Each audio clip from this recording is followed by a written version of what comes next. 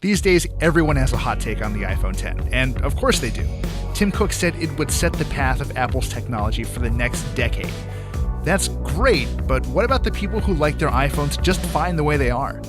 Well, for them, Apple built the iPhone 8 and 8 Plus. They might be more conventional than Apple's other new phone, but make no mistake, these devices are big steps forward for the iPhone.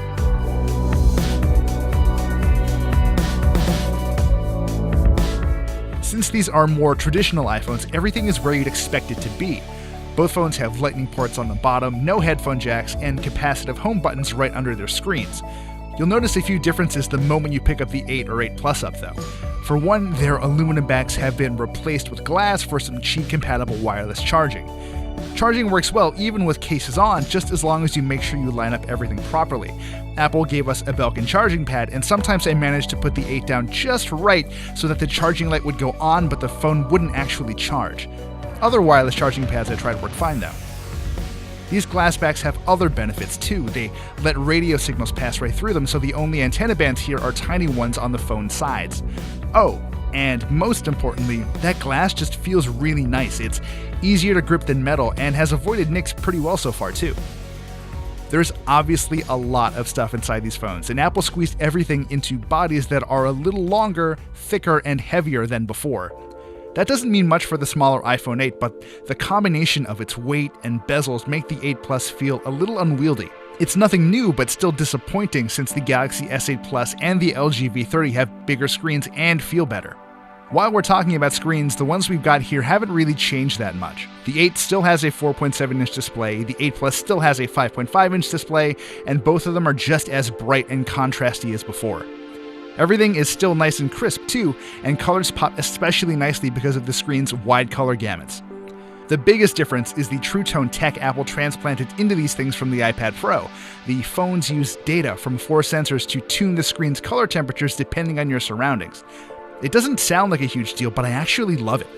When True Tone is on, colors are technically a little less accurate, but they look more natural and are generally easier on the eyes.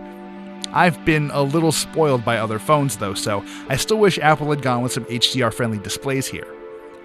Anyway, these stereo speakers are noticeably better too. You'll still want to use a pair of headphones whenever you get a chance, but the speakers are louder than last year's, and frankly, that's good enough for me.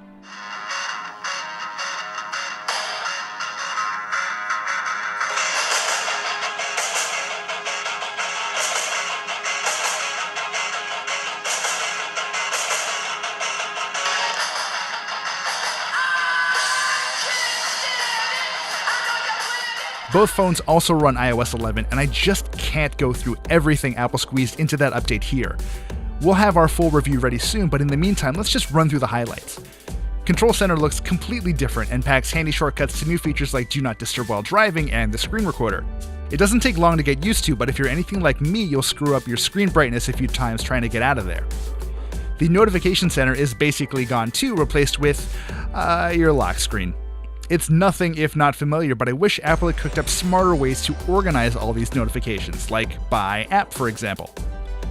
Siri sounds infinitely better than before, and she's surprisingly great at translations now too. Meanwhile, the App Store has been completely redesigned with more of an emphasis on videos and app listings and Apple's own write-ups of apps and app culture. Oh, and there are some sweet new wallpapers. All told, the iOS 11 update packs a lot of handy functionality, but it won't fundamentally change the way you use your iPhone. The iPad is a different story, but seriously, just go check out our full iOS review. Now we're getting to the really fun stuff. Both the iPhone 8 and 8 Plus use the same 12-megapixel camera, and it has mostly been a pleasure to shoot with. My test shots had punchier colors and slightly more detail than the same photos taken with a 7 Plus, and in most daylight scenarios, the iPhone 8 and 8 Plus captured more detailed photos than Samsung's Galaxy Note 8. Curiously, the iPhone 8 and 8 Plus consistently churned out photos that looked more true to life, but the Note 8s were brighter and slightly more saturated. It's kind of like Apple tried to provide the most accurate photos possible, while Samsung wanted the world to look a little nicer than it actually does. In any case, both the 8 and 8 Plus did well in low light, though the Note 8 has a slight edge over both of them.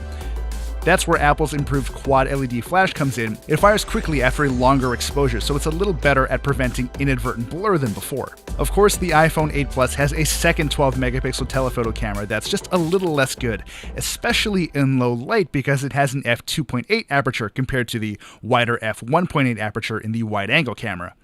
Still, having two cameras here allows for some extra tricks. Portrait mode is back, and it's much better than what we tested last year.